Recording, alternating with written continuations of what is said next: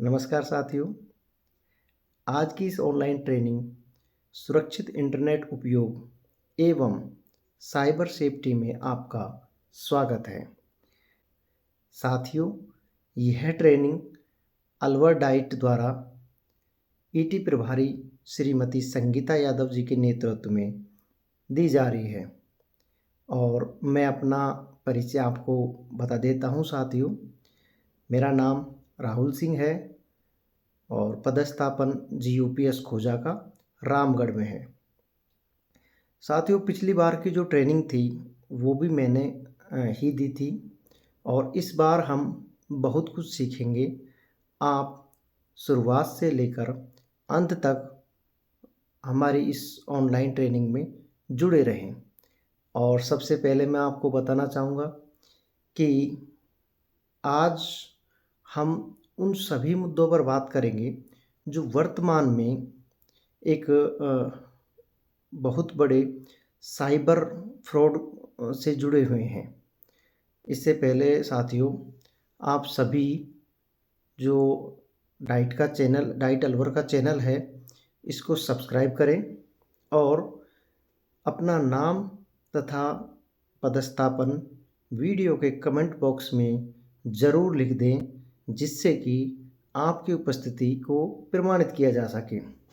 तो चलिए साथियों, अब हम ट्रेनिंग को शुरू करते हैं। साथियों, आज हम जो वर्तमान में साइबर सुरक्षा से संबंधित जितने भी महत्वपूर्ण जानकारियां हैं उनको साझा करेंगे। साथियों, आज की इस कड़ी में हम जानेंगे कि फिशिंग क्या होती है और यह कितने प्रकार से होती है। कई बार आपने पेपर में पढ़ा होगा कि किसी व्यक्ति ने मैसेज में एक लिंक आई और उस पर क्लिक करने से उसके सारे पैसे चले गए। तो ऐसे जो स्कैम है उनसे हम किस प्रकार बचें, इन सब की चर्चा आज हम इस ट्रेनिंग में करेंगे और यह भी जानेंगे कि फिशिंग कितने प्रकार की होती है। जैसे मेल के द्वारा फिशिंग होती है, जो हमारे पास ईमेल आती है उसमें भी फिशिंग ईमेल आती हैं। उसकी पहचान क्या है वो भी हम आज विस्तार से जानेंगे और यह भी जानेंगे कि साथियों कि जो युवा हैं और बच्चे हैं खासकर, वो किस प्रकार जो साइबर अपराधियों के जाल में फंस रहे हैं। साथ ही महिलाओं को भी किस तरह की सावधानियां रखनी चाहिए सोशल मीडिया उपयोग करते समय, और यदि हम सावधानी नहीं रखते तो उनके क्या दुष्परिणाम होते हैं, उनको भी हम विस्तार से जानेंगे। जैसा कि हम सभी जानते हैं कि इंटरनेट एक वैश्विक नेटवर्क है जो दुनिया भर के कंप्यूटरों को आपस में जोड़ता है। इसके माध्यम से हम जानकारी, वीडियो, ईमेल, सोशल मीडिया और ऑनलाइन सेवाओं का उपयोग करते हैं। इंटरनेट ने हमारे बहुत सारे कार्य अत्यधिक आसान और सरल बना दिए हैं, लेकिन साथ ही इसके बहुत ज़्यादा दुरुपयोग भी आज के समय में हो रहे हैं। कुछ साइबर अपराधी होते हैं जो घात लगाए बैठे होते हैं कि कब हम थोड़ी सी भी लापरवाही करें और हम उनके चंगुल में फंस जाते हैं। तो इन सब से बचने के लिए ही भारत सरकार ने विभिन्न तरह की जो प्लेटफॉर्म हैं उन पर साइबर जागरूकता से संबंधित जानकारियां लगातार प्रेषित वो कर रहे हैं, जिससे ज़्यादा से ज़्यादा लोगों तक साइबर सुरक्षा संबंधित जानकारी पहुंच सके। जैसा कि आपको पता है कि आजकल डिजिटल भुगतान, संचार और मनोरंजन तथा जानकारी प्राप्त करना, ऑनलाइन शिक्षा इत्यादि। साथियों, अब हम सबसे पहले सुरक्षित इंटरनेट के उपयोग के बारे में कुछ नियम हैं उनको हम विस्तार से जानेंगे। तो चलिए साथियों, पहला जो रूल है वो हम देखते हैं। पहले रूल को हम देखते हैं। पहला रूल साथियों कि कभी भी अपना पासवर्ड, ओटीपी या बैंक विवरण किसी भी व्यक्ति से साझा न करें, क्योंकि ऐसे कॉल्स या ऐसे साइबर अपराधी विभिन्न तरह के जाल बिछाए होते हैं जो आप एक बार यदि शेयर कर देते हैं तो आप उनके चंगुल में फंस जाते हैं और आपके जो पैसा है वो आसानी से चुरा लेते हैं। इनके बारे में हम विस्तार से आगे देखेंगे। दूसरा जो रूल है साथियों कि मजबूत पासवर्ड बनाएं। पासवर्ड बनाते समय अक्षर, अंक और प्रतीक तीनों चीज़ों को समायोजित किया जाना चाहिए तथा एक मजबूत से मजबूत पासवर्ड बनाना चाहिए।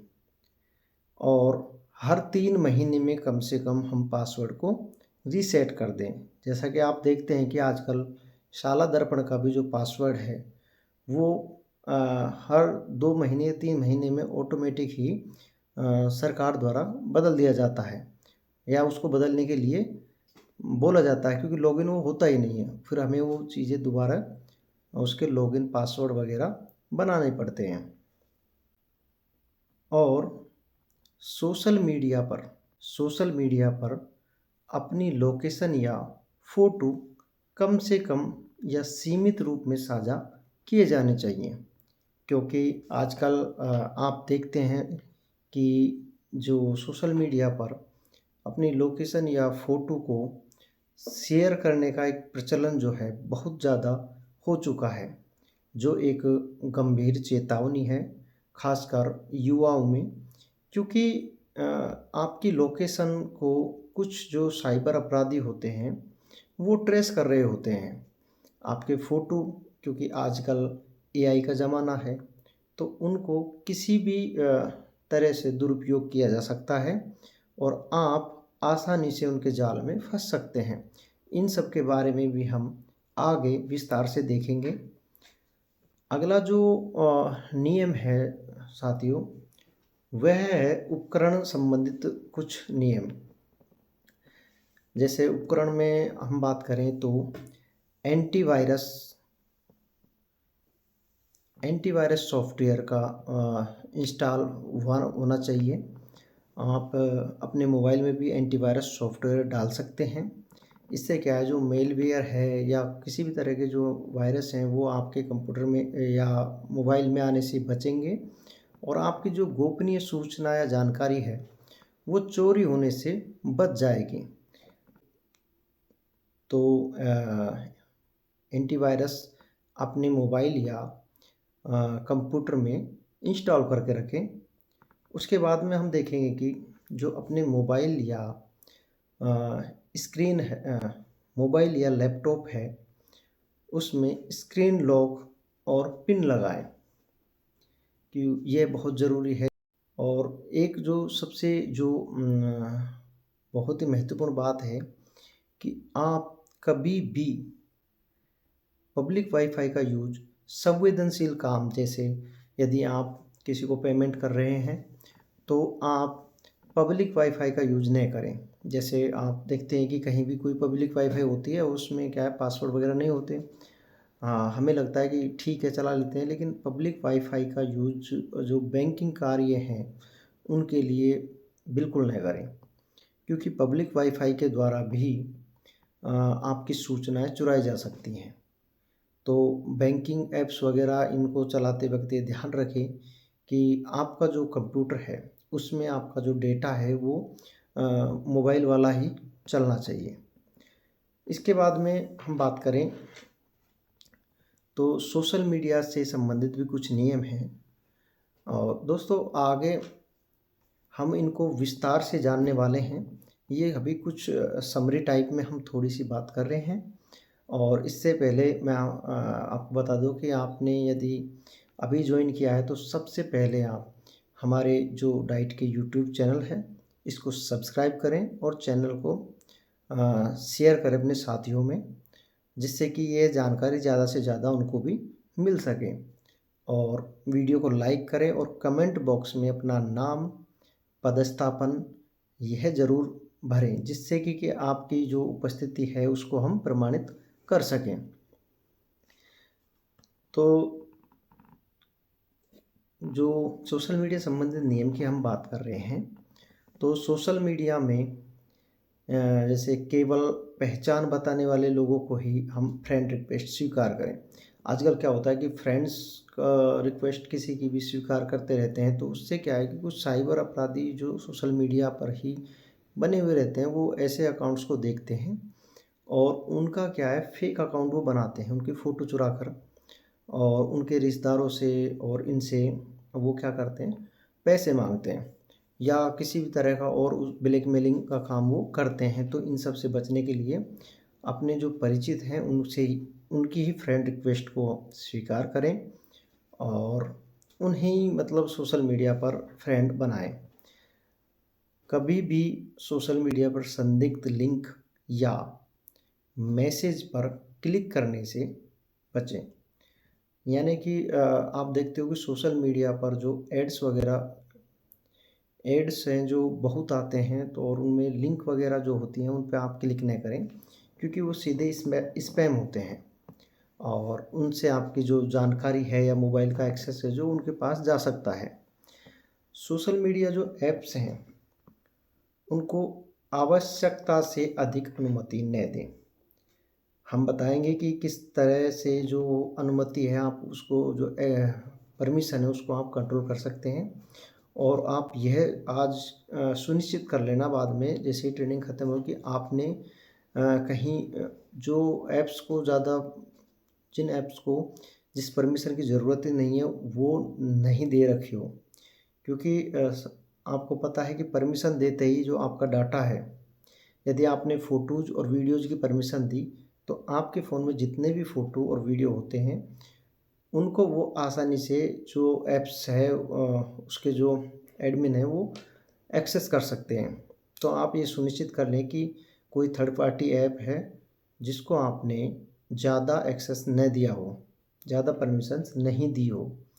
और परमिशंस के बारे में भी मैं बताऊंगा कि हम परमिशन कहाँ चेक कर सकते हैं और उनको कैसे हम सीमित कर सकते हैं।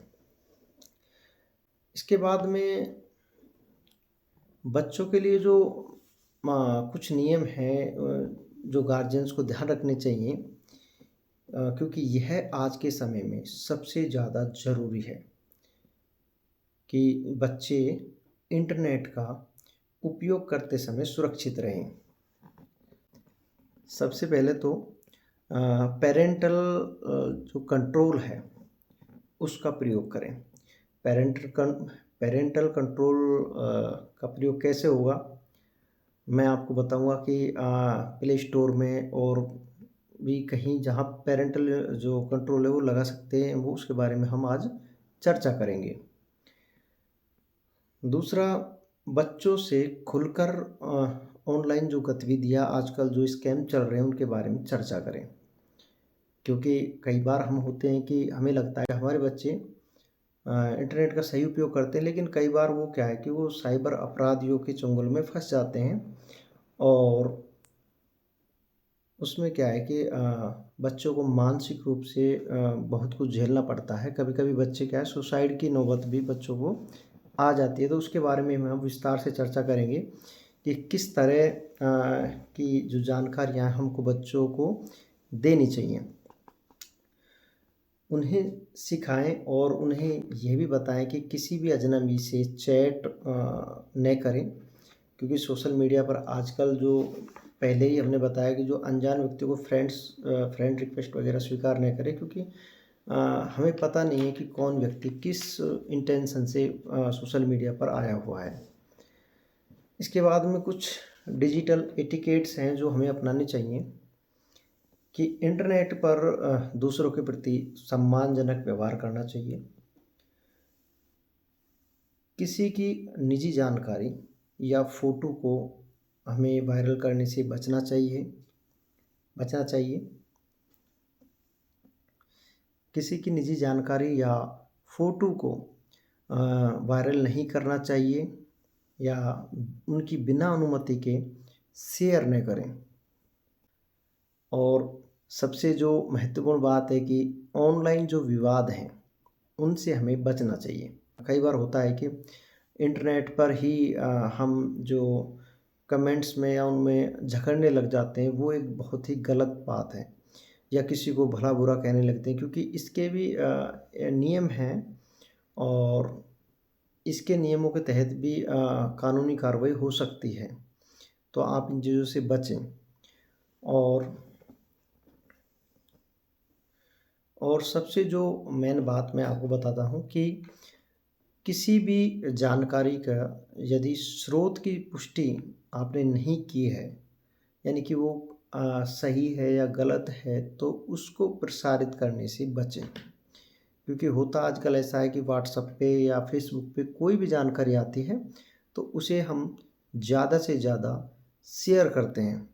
उसकी पुष्टि नहीं करते कि वो जानकारी सही है, किस स्रोत से आई है या मतलब वो सही भी है या नहीं है। तो हमें पहले उसको अच्छी तरह से जाँच लेना चाहिए, उसके बाद में उसके बारे में उसको प्रसारित करें या शेयर करें किसी से भी। उसके बाद में मैं यही कहना चाहूँगा आपसे एक बात कि साथियों, इंटरनेट है जो अवसरों का सागर है, परंतु सावधानी भी ज़रूरी है। परंतु सावधानी भी आवश्यक है। और एक इसके उस पे एक थीम भी है कि थिंक बिफोर यू क्लिक। क्योंकि किसी भी उसको क्लिक करने से पहले उसके बारे में अच्छी तरह सोचें। आगे मैं आपको बताऊंगा कि फ़िशिंग वगैरह के बारे में किस तरह के जो स्कैम हैं वो चल रहे हैं और आपके पास आते होंगे, ये निश्चित है, क्योंकि ये अब सब जगह आते रहते हैं मेल्स वगैरह। लेकिन उन पे किस प्रकार की सावधानी से हम उनमें बच सकते हैं। साथियों, सबसे पहले हम एक जानेंगे कि यदि हमारे डाटा चोरी हो जाता है या कोई हमारे जो अकाउंट्स है उसको लॉगिन करता है, तो वो किस तरह हम बच सकते हैं। उसके लिए आता है एक सबसे पहला जो सावधानी है, वो है टू फैक्टर ऑथेंटिकेशन की। Two factor two factor authentication को ऑन रखना। तो टू फैक्टर ऑथेंटिकेशन ऑन कहाँ से होगा, इसके लिए अब हम स्टेप बाय स्टेप आपको बताएंगे और आप इनको फॉलो करके आप भी टू फैक्टर ऑथेंटिकेशन को ऑन कर लेना। सबसे पहले हम बात करते हैं कि अपने जो तो सबसे पहले गूगल अकाउंट पर क्लिक करें। अपनी अब इसमें जो राइट साइड में ऊपर कॉर्नर में जो अपना गूगल अकाउंट वाला आइकन जो दिख रहा है, उस पर क्लिक करें।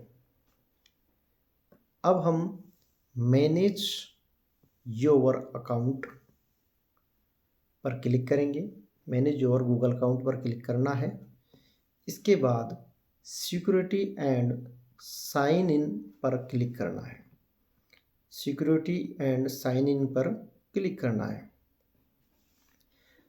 अब इसमें टू स्टेप वेरिफिकेशन पर क्लिक करेंगे और यदि आपको कोई भी किसी भी तरह की समस्या आती है इन चीज़ों में, तो आप कमेंट बॉक्स में प्रश्न पूछ सकते हैं, जिसका उत्तर मैं दे दूंगा आपको। यदि आपने और आप जैसे इस पर क्लिक करेंगे तो आपको दिखेगा कि आपने टू फैक्टर ऑथेंटिकेशन जो है ऑन किया हुआ है या नहीं किया हुआ। यदि आपका ऑन नहीं है तो आप उसको ऑन कर दें। और इसमें क्या है कि 4-5 तरह के ऑप्शंस आते हैं, तो उनको आप देखें। और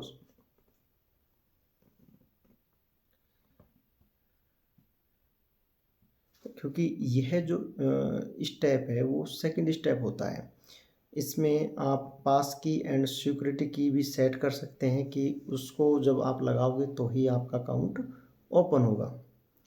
इस तरह से ही आप व्हाट्सएप में भी व्हाट्सएप में भी टू फैक्टर ऑथेंटिकेशन सेटिंग कर सकते हैं।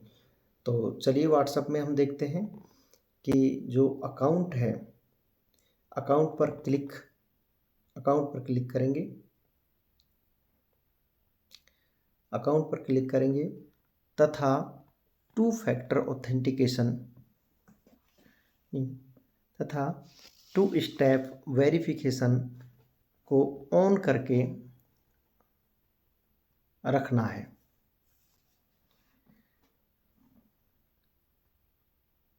तथा देखेंगे कि जो टू स्टेप वेरिफिकेशन है वो ऑन है या नहीं। यदि वो ऑन नहीं है तो उसको ऑन कर लें।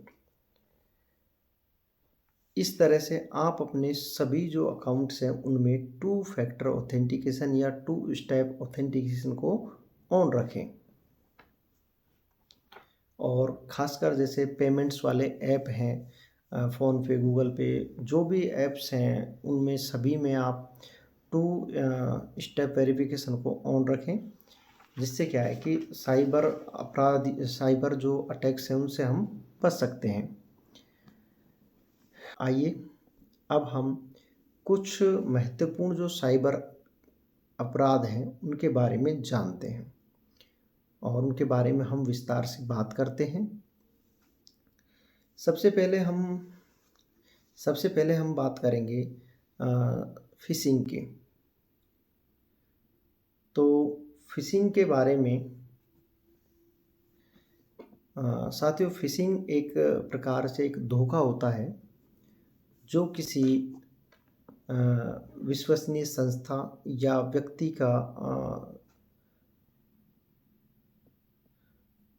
का नकली रूप बनाकर आपके साथ किया जाता है और आपकी इससे गोपनीय जो जानकारी है वो चुरा ली जाती है तथा आपका जो पैसा है या फिर कोई और गोपनीय जानकारी है वो उसको चुरा लेते हैं।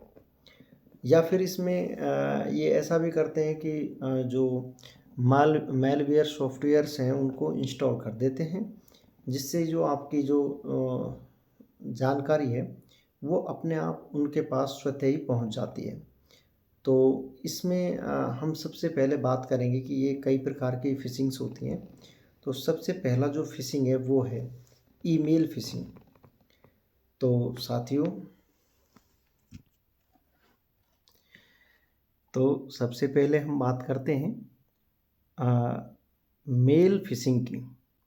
जैसा कि आपको एक मेल दिखाई दे रही है और आपको दिख रहा है कि इसमें जो ये एक फिशिंग मेल है, लेकिन इसमें योर बैंक की जगह कोई जो बैंक है उसका नाम आएगा, जो आपका जो कोई बैंक अकाउंट होगा। जैसे मान लो SBI के नाम से आ सकती है, HDFC किसी भी बैंक के नाम से वो आ सकती है इस तरह के। और ऊपर जो लिखा हुआ है वो ही फिशिंग मेल की पहचान है। कि शुरुआत में जैसे आपको दिख रहा होगा ये योर बैंक और ख़ास @hello.org इन, ये आपका बैंक नहीं है। इसको सबसे पहले आप ऊपर वाली लिंक पे देखें। और फिशिंग मेल में सबसे जो ख़ास पहचान होती है वो ये है कि उसमें मैसेज इस तरह आएगा, जैसे इस मेल में दिखाया हुआ है कि dear bank customer, your bank account will be get deactivate today due to inactivity on your account, click on the link to. और इसमें लिंक देखिए, लिंक जो है वो, पहली बात तो लिंक को आप ध्यान से देखेंगे तो देखेंगे कि ये कोई बैंक की लिंक को आप ध्यान से देखेंगे तो पाएंगे कि ये कोई बैंक की जो लिंक है वो है नहीं। इसमें देखिए जैसे https://www खास enterprises.in, मतलब कुछ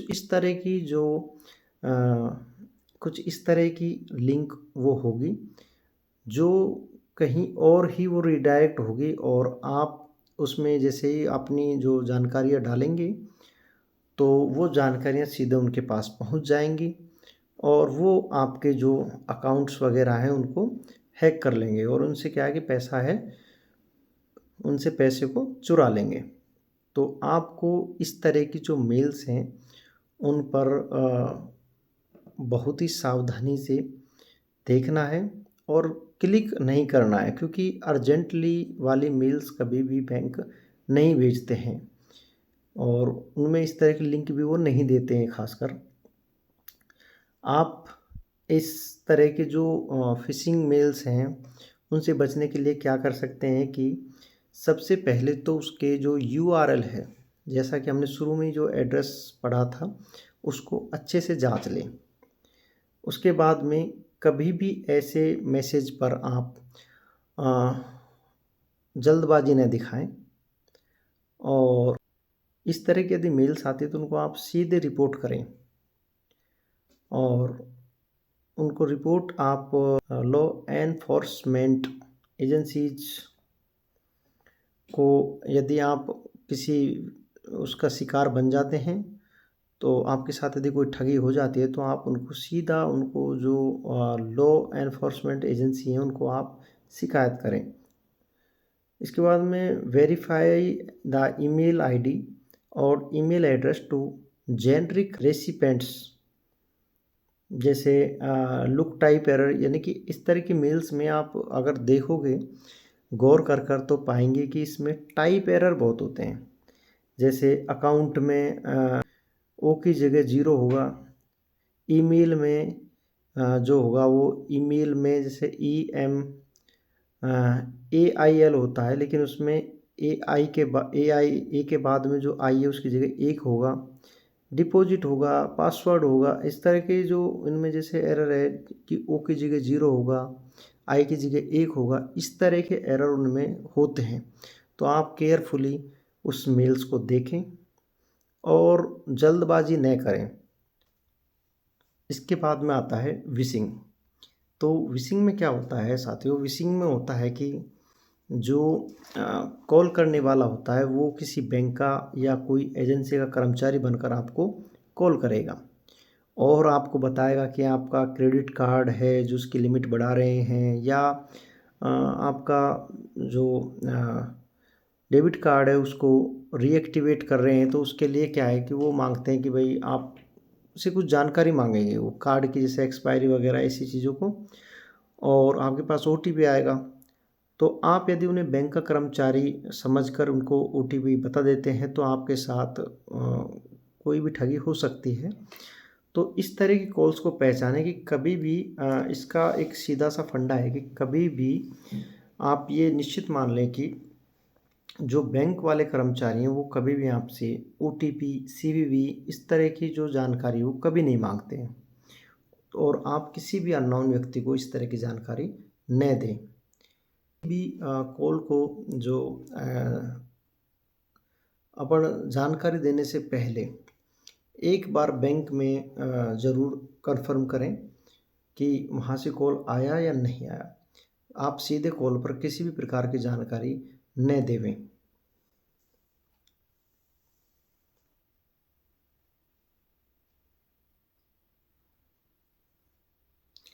इसके बाद में एक जो सबसे ज़्यादा जो आज के टाइम में प्रचलन में है वो है मेलिशियस एप्लीकेशंस। ये क्या होते हैं कि इन एप्लीकेशंस के एपीके फाइल आपके व्हाट्सएप पे या इन व्हाट्सएप पे या फेसबुक पे कहीं पर भी वो एपीके फाइल आती है और आप एपीके फाइल को उसको डाउनलोड करते हैं। उसके ऊपर कुछ संदेश लिखा होगा जिसमें आपको कुछ एक तरह से आकर्षित करने के लिए दिया होगा, कोई ऑफ़र के लिए या किसी को पैसे भाई इस तरह का दिया होगा कि आप इसको इंस्टॉल करें और आपको पैसे मिलेंगे या कुछ मिलेगा। आप जैसे ही उसको इंस्टॉल करते हैं तो उसके साथ एक मेलिशियस जो सॉफ्टवेयर है वो उसमें आपके फ़ोन में इंस्टॉल हो जाता है। वो क्या करता है साथियों, वो आपके जो फ़ोन की सारी सूचनाएं हैं, जैसे आप जब भी लॉगिन करेंगे तो लॉगिन की जानकारियाँ, वो सारी सूचनाएं, आपके फ़ोटो वगैरह जो भी गुप्त सूचनाएं हैं सारी, वो सीधे उस जो ओनर है उसके पास वो जाती हैं और वो क्या करते हैं कि उनका मिसयूज करते हैं, और जैसे आपकी फ़ोटो वगैरह है तो उनको रीजनरेट करते हैं, और गलत तरीके से आपको क्या है ब्लैकमेल वो कर सकते हैं।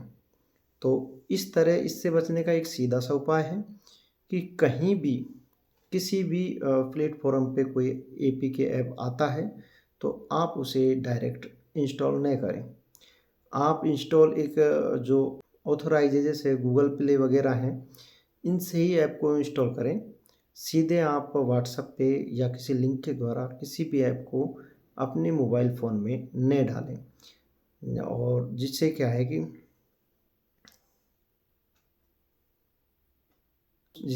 कि आप जो साइबर जो अपराध है उससे, साइबर अपराध होने से बच सकते हैं।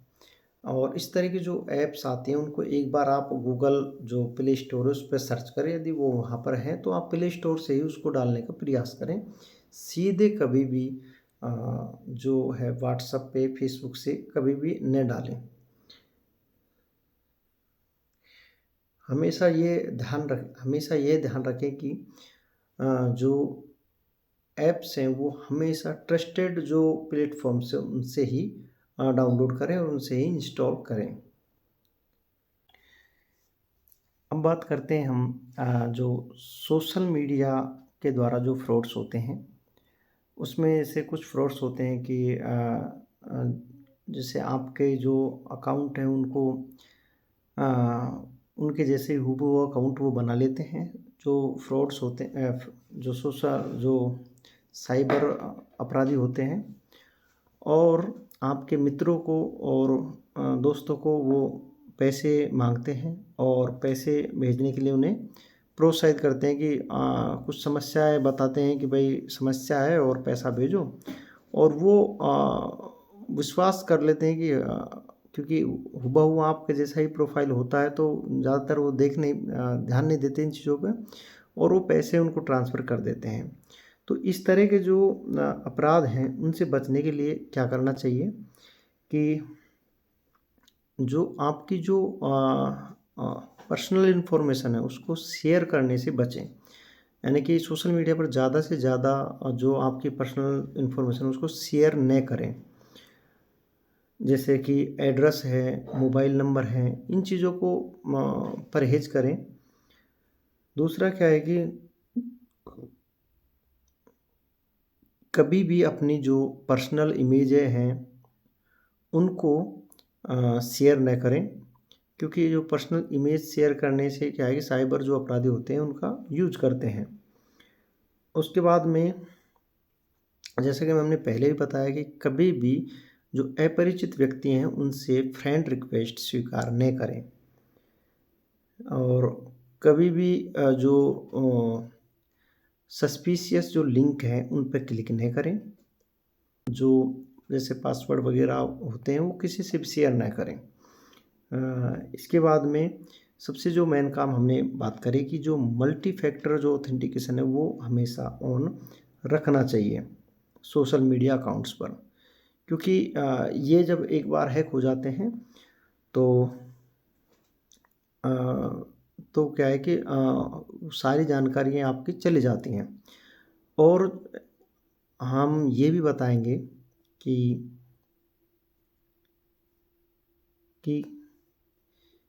कि किस तरह हम हमारे जो सोशल मीडिया अकाउंट्स के जो पासवर्ड हैं हम ऑटो सेव किए होते हैं, तो उनको भी हम किस तरह बचा सकते हैं।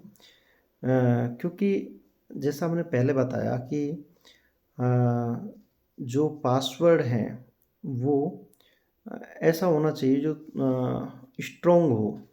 उसमें अल्फ़ाबेट, अक्षर और नंबर तथा जो संकेत हैं, उन तीनों का मिश्रण हो, तथा एक स्ट्रॉन्ग पासवर्ड बनाना चाहिए। जिससे क्या है कि देखिए यदि आपकी गूगल अकाउंट को कोई लॉगिन कर लेता है, तो अभी हम आपको दिखाएंगे कि किस तरह आपके सारे अकाउंट्स का जो डाटा है वो उनके पास चला जाता है, और वो उनको सबको लॉगिन कर सकते हैं। तो आप क्या है कि ज़्यादा से ज़्यादा ऑटो सेव का ऑप्शन न रखें, और यदि रखें तो उसको क्या है, करप्ट की जो सेटिंग है उसको ऑन रखें। तो देखिए, मैं आपको बताता हूँ कि आपकी जो सारी जो जानकारी है वो कहाँ से होती है गूगल में। तो चलिए, सबसे पहले गूगल को खोलें और उसमें जो राइट साइड में आपका जो अकाउंट का नाम आ रहा है उस पर क्लिक करें। इसमें गूगल अकाउंट जो मैनेज अकाउंट है उस पर क्लिक करें और यहाँ पर जो आप देखोगे कि जो सिक्योरिटी और साइनिंग जो है, इसमें आप नीचे जाओगे तो आपको पता लगेगा कि यहाँ पर आप योर डिवाइस वाला ऑप्शन आपको दिख रहा होगा। जो योर डिवाइस वाला है उसमें आपको पता लग जाएगा कि आपका जो फ़ोन है, या नहीं सॉरी, आपका जो गूगल अकाउंट है वो कितने जो फ़ोनों में या पीसी में लॉगिन है। यहाँ पर जैसा आपको दिख रहा है कि मेरा जो गूगल अकाउंट है वो एक में ही लॉगिन है और दूसरे को भी मैंने एक्सेस दिया हुआ है, तो उस एक में ही लॉगिन है।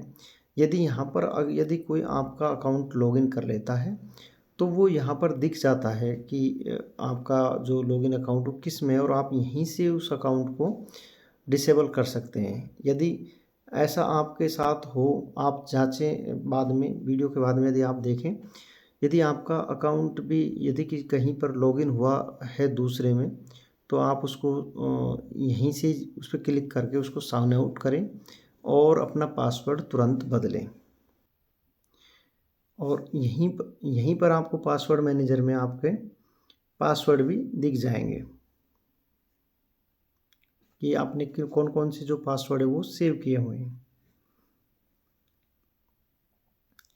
सबसे पहले आप इस डाइट के चैनल को सब्सक्राइब कर लें और अपना नाम तथा पदस्थापन वीडियो के कमेंट बॉक्स में डाल दें, जिससे कि आपकी उपस्थिति प्रमाणित हो सके। और आजकल क्या है कि जो साइबर अपराधी हैं वो वरिष्ठ जो नागरिक हैं उनको भी क्या है, जो ज़्यादा से ज़्यादा अपने निशाने पर लेते हैं और उनसे क्या है कि जो वित्तीय जो धोखाधड़ी है वो आसानी से करते हैं। क्योंकि जो आजकल जो वरिष्ठ नागरिक हैं जो एंड्रॉयड फ़ोन वगैरह या स्मार्टफ़ोन चलाते हैं, तो उन्हें इतनी इनके बारे में जानकारी नहीं होती है और वो आसानी से इनके उसमें फंस जाते हैं। तो उन्हें किस तरह हम बचा सकते हैं, तो उसके बारे में भी कुछ टिप्स मैं आपको बताता हूँ। उसके बारे में मैं कुछ जो जानकारी है वो आपको देता हूँ। देखिए, जो धोखेबाज साइबर जो अपराधी होते हैं या धोखेबाज जो होते हैं वो वरिष्ठ नागरिकों को निशाना बनाते हैं, क्योंकि वे ऑनलाइन जो वित्तीय धोखाधड़ी के प्रति क्या है कि संवेदनशील होते हैं, यानी कि उन्हें आसानी से वो ठग पाते हैं। वरिष्ठ नागरिकों को ऑनलाइन रहते समय सावधानी बरतनी चाहिए। धोखेबाज पीड़ितों से उनकी जन्म तिथि, धोखेबाज क्या करते हैं, जो साइबर जो अपराधी होते हैं वो उनसे साइबर जो अपराधी हैं वो उनसे उनकी जन्म तिथि, पीड़ित हैं उनसे क्या है कि उनकी जन्म तिथि, क्रेडिट या debit card number, password, OTP आदि जैसी व्यक्तिगत संवेदनशील जो जानकारी होती है उनको लेकर उनके पैसे चुरा लेते हैं। धोखेबाज और भी इनका दूसरा जो इनका तरीका है वो इस तरह है कि ये कार्ड को नवीनीकरण करने, केवाईसी सत्यापन या मुफ्त उपहारों के ऑफर के जरिए वरिष्ठ नागरिकों का निशाना बनाते हैं। धोखेबाज बुजुर्गों के अकेलेपन का फ़ायदा उठाते हैं और उन्हें फर्जी रिश्तों के जरिए धोखा देते हैं। धोखेबाज जो होते हैं, जो साइबर अपराधी होते हैं, वो वरिष्ठ नागरिकों को और निशाना बनाने के लिए फर्जी सोशल मीडिया अकाउंट भी बनाते हैं और उन्हें पैसे देने या बैंकिंग क्रेडेंशियल जो या ओटीपी या पिन साझा करने के लिए राज़ी कर लेते हैं और उनके साथ क्या करते हैं, वो ठगी कर लेते हैं। तो इनसे बचने के लिए जो उपाय हैं कि अ, हमेशा क्या है कि सावधान रहें और कोई भी यदि व्यक्ति आपको कॉल करे कि मैं फला बैंक से बोल रहा हूँ और मुझे आपका कार्ड रिन्यू करना है या आपका कार्ड बंद हो रहा है जिसको चालू करना है, तो उसके लिए वो यदि जानकारी मांगता है तो उसको कोई भी जानकारी प्रदान नहीं करें, क्योंकि कभी भी कोई भी बैंक जो है वो किसी गोपनीय जो जानकारी है उसको नहीं मांगता है। कोई भी ओटीपी, सीवीवी इस तरह की जानकारी बैंक कभी भी नहीं मांगता है। इसके बाद में आता है कि जो कोई भी जो लिंक है वो आप क्लिक नहीं करें और अननोन सोर्स से कोई भी एप्लीकेशन अपने मोबाइल फ़ोन में नहीं डालें। इसके बाद में जो आजकल जो साइबर अपराधियों के जो निशाने पर सबसे ज़्यादा जो हैं वो हैं बच्चे। तो बच्चों को हम किस तरह बचा सकते हैं उसके बारे में हम जानेंगे। अब बच्चों के साथ मुख्य रूप से एक जो उत्पीड़न का प्रकार है वो है साइबर बुलिंग। देखिए, साइबर बुलिंग में क्या होता है कि ये एक प्रकार का उत्पीड़न है ऑनलाइन, जिसमें किसी अन्य व्यक्ति के बारे में नकारात्मक, हानिकारक, झूठी या अपमानजनक जो सामग्री भेजना, पोस्ट करना या साझा करना शामिल है।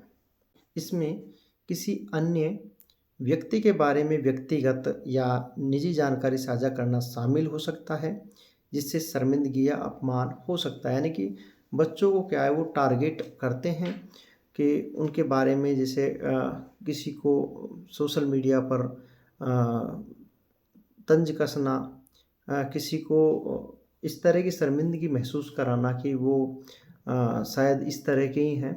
इससे क्या है बच्चे जो हैं वो कुंठित हो जाते हैं और उन अपराधियों के जाल में फंस जाते हैं। तो हमें इसके बारे में बच्चों को बेहतरीन तरीके से बताना चाहिए और हमें उन्हें जानकारी देनी चाहिए। इसके बाद में मैं बात करूं तो हम उन्हें किस तरह से इस जो साइबर बुलिंग है बचा सकते हैं इससे। तो उसके लिए जो कुछ सावधानियां हैं वो ये हैं कि सबसे पहले तो आपकी जो सोशल मीडिया जो प्राइवेसी है उसको जांचें और उसमें आप जो पोस्ट वगैरह जो करते हैं, यानी कि जो बच्चे पोस्ट वगैरह करते हैं उनमें जो यदि जो प्राइवेसी में ओनली फैमिली या जो रिलेशन वाले हैं उनको ही ऑन रखें, बाकी को रिस्ट्रिक्ट कर दें। और अगला जो है कि सबसे महत्वपूर्ण कि बच्चों को पासवर्ड अपडेट के बारे में जो जानकारी देनी चाहिए कि पासवर्ड जो सुरक्षा है वो क्यों ज़रूरी है, पासवर्ड जो आज अपडेट करना क्यों आवश्यक है, वो बच्चों को समय समय पर बताना चाहिए। और अपने जो सोशल मीडिया अकाउंट्स हैं उनको हमेशा ट्रैक करते रहना चाहिए और समय समय पर उनकी गतिविधियों को जांचते रहना चाहिए कि कोई भी यदि आपको लगे कि कोई संदिग्ध व्यक्ति आपसे सोशल मीडिया के द्वारा जुड़ गया है तो आप उसको तुरंत ही फ्रेंड जो लिस्ट है उसमें से रिमूव कर दें, अनफॉलो कर दें। जिससे क्या है कि आप ऐसे जो अपराधी हैं उनका शिकार होने से बच सकते हैं। और बच्चों को यह भी समझाएं कि वो आसानी से जो उनकी जो लोकेशन है या फिर कोई पर्सनल जो तस्वीरें हैं या इस तरह की चीज़ें सोशल मीडिया पर कभी भी नहीं डालें। और बच्चों को समझाएं कि वो हमेशा सोशल मीडिया पर एंगेज नहीं रहे, यानी कि ये नहीं कि सोशल मीडिया पर ही हमेशा जो बच्चे हैं वो बने रहें। ये चीज़ भी उन्हें समझानी चाहिए अभिभावकों के द्वारा। और उन्हें मीडिया के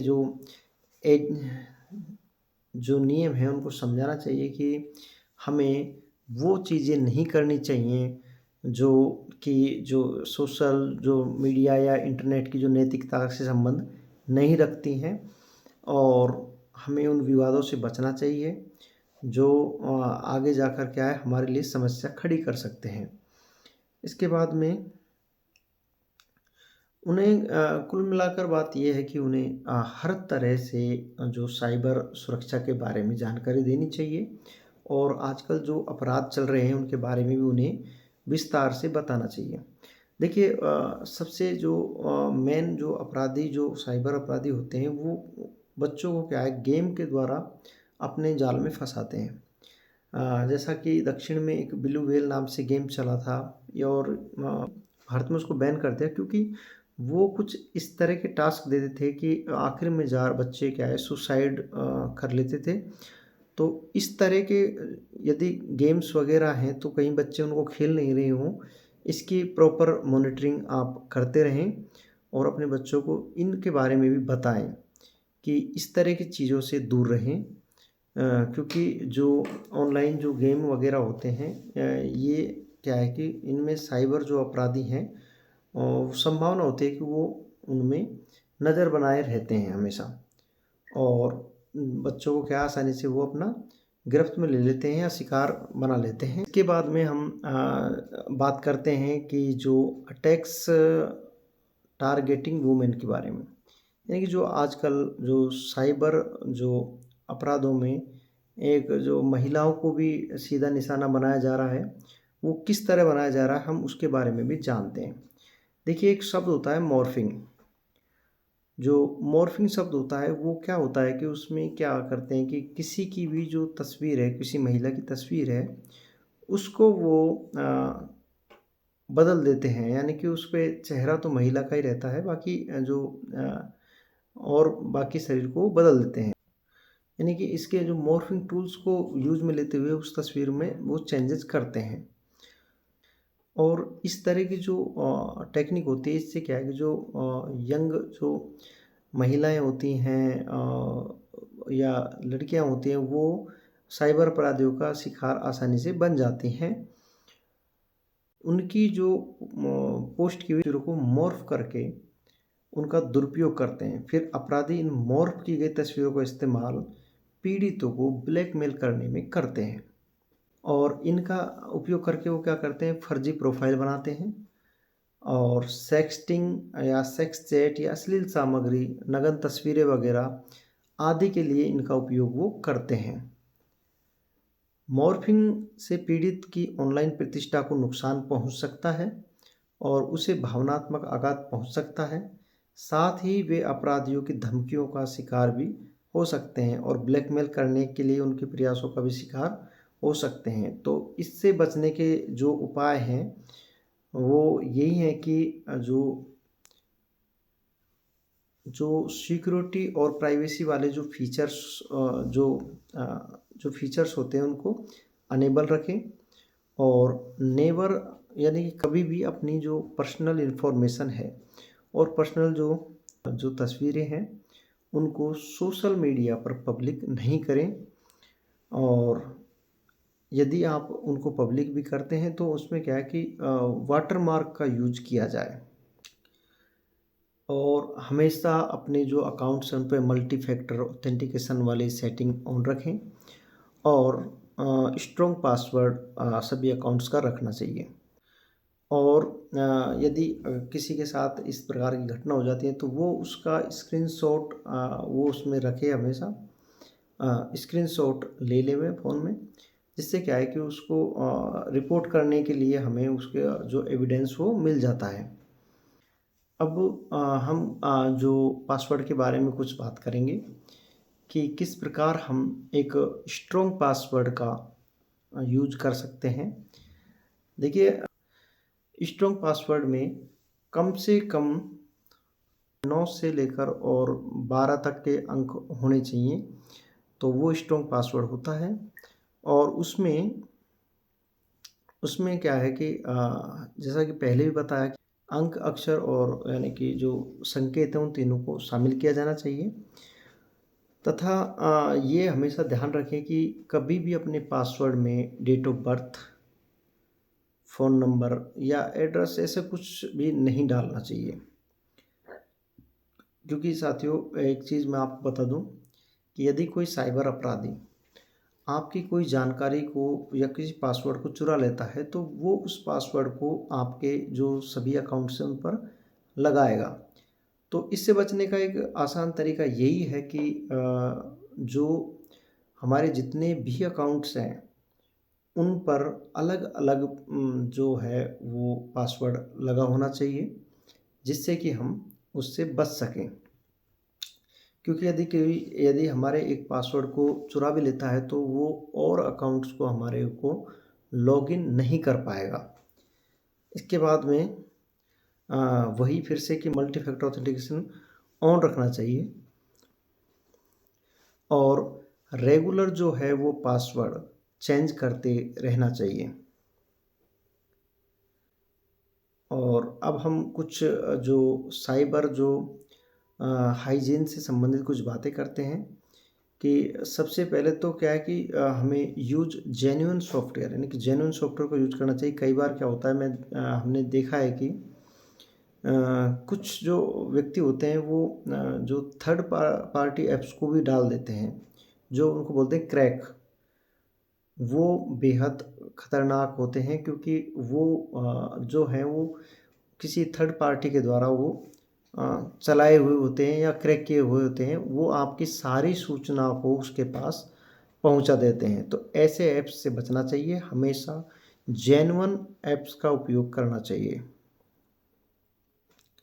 और हमेशा अपने जो मोबाइल का सॉफ्टवेयर है या सभी सॉफ्टवेयर, क्योंकि देखिए यदि आपके साथ कोई फ्रॉड होता है और आपने किसी भी ऐप्स के द्वारा, यानी कि क्रोम पे भी यदि कोई आपसे फ्रॉड हो जाता है तो यदि आपने आपका जो सॉफ्टवेयर वो अपडेट नहीं है तो आप उसको कभी भी वो नहीं कर पाएंगे।